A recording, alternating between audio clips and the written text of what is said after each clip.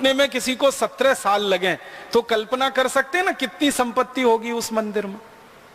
महमूद गजनबी के समय में लिखी गई एक पुस्तक है, वो पुस्तक ये बताती है कि मंदिर की दीवारों में जड़े हुए हीरों को निकालने का काम 17 साल तक वो करते रहे, और तब भी जाके पूरे हीरे नहीं निकाल पाए वो मंदिर की दीवारों से।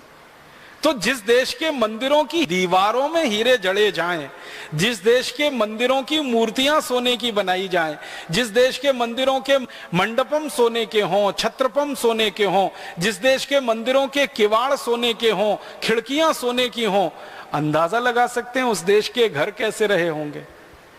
अंग्रेजों के जो इतिहासकार रहे हैं वो बताते हैं कि भारत में जब वो घूमने के लिए आते थे तो किसी घर में खाना खाने के लिए जाते थे, तो वो कहते हैं कि घरों में जाते थे तो सोने के सिक्कों का ढेर लगा मिलता था। ये जो अंग्रेजों का एक बड़ा अधिकारी रहा ना, टीबी मैकॉले, जिसने भारत की शिक्षा पद्धति बदली, कानून पद्धति बदली, न्याय पद्धति बदली, वो खुद कहता है कि वो जब भी भारत के किसी व्यक्ति के घर में गया, सोने के सिक्कों का उसने ढेर देखा, और जब उसने पूछा कि ये सोने के सिक्के कितने हैं, तो जो भारतीय व्यक्ति, उसने कहा गिने नहीं है, क्योंकि हमारे पास फुर्सत नहीं है गिनने की, हम तो तौल कर रखते हैं सोने के सिक्के। तौल पूछो 10-20 किलो, 50 किलो, 100-200 किलो, तो पता चल जाएगा। गिनने की आदत नहीं है हमको। गिनी तो वो चीज जाती है जो थोड़ी होती है, ज्यादा चीजें गिनी नहीं जाती हैं। मैं आपके घर में एक कल्पना करके बताता हूं, इससे आप अंदाजा करिएगा। आपके घर में गेहूं का ढेर लगा है, और मैं ये कहूं कि गेहूं के कितने दाने हैं जरा बताओ। आप कहेंगे क्या मूर्खता का सवाल है, कितने किलो गेहूं है ये बताओ, क्विंटल कितना है, टन में कितना है, किलो में कितना है, वो गेहूं तो आप बता दोगे। मैं ये पूछूं दाने बता दो गिन के, तो आप कहोगे ये तो संभव नहीं है। चने का ढेर लगाया आपके घर में, और मैं कहूं कि चना बता दो, एक एक दाना कितना चना है, 10,000, 20,000, 50,000 चने के दाने, आप कहेंगे ये संभव नहीं है। चने का किलो बता सकते हैं, 10 किलो है, 20 किलो है, 100 किलो है, 500 किलो है। तो जब सोने के सिक्के जरूरत से ज्यादा हो जाते हों और गिनने की संभावना खत्म हो जाती हो, तब वो तौल कर रखे जाते हैं। तो अंग्रेज इतिहासकार बताते हैं, और ये बात एक अंग्रेज नहीं कह रहा है, ये 2 अंग्रेज नहीं कह रहे हैं, 200 से ज्यादा अंग्रेज इतिहासकार ये कह रहे हैं अपनी अपनी इतिहास की किताबों में और दस्तावेजों में कि भारत के घरों में सोने के सिक्कों का ढेर ऐसे रहता है जैसे गेहूं और चने का ढेर रहता है, क्योंकि समृद्धि और संपत्ति बहुत है। तो ऐसा देश भारत रहा, सोने का देश, चांदी का देश, हीरे जवाहरात का देश, मोती माणिक पन्नों का देश।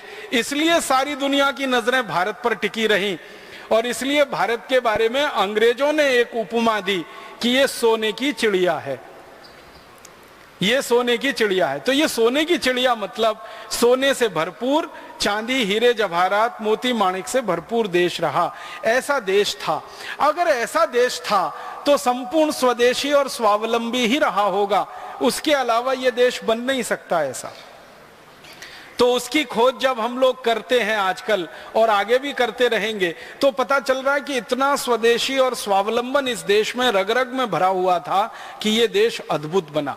अब मैं मूल बात पे आ रहा हूं कि भारत का ये जो स्वावलंबन और स्वदेशीपन था, ये आया कहां से? तो ये आया हमारी ग्रामीण अर्थव्यवस्था में से। अंग्रेजों के आने के पहले तक भारत की अर्थव्यवस्था को 2 हिस्सों में बांटकर अगर हम देखें तो एक थी नगरीय अर्थव्यवस्था और एक थी ग्रामीण अर्थव्यवस्था। जो ग्रामीण अर्थव्यवस्था थी वो मूल में थी, और नगर की जो अर्थव्यवस्था थी वो ग्रामीण अर्थव्यवस्था पर आधारित हुआ करती थी। मतलब सीधे शब्दों में कहूं तो गांव हमारे संपूर्ण स्वावलंबी हुआ करते थे और नगर हमारे गांव के ऊपर निर्भर हुआ करते थे। मतलब सीधा सा ये है कि गांव में उत्पादन होता था और नगर में जाकर वो बिका करता था।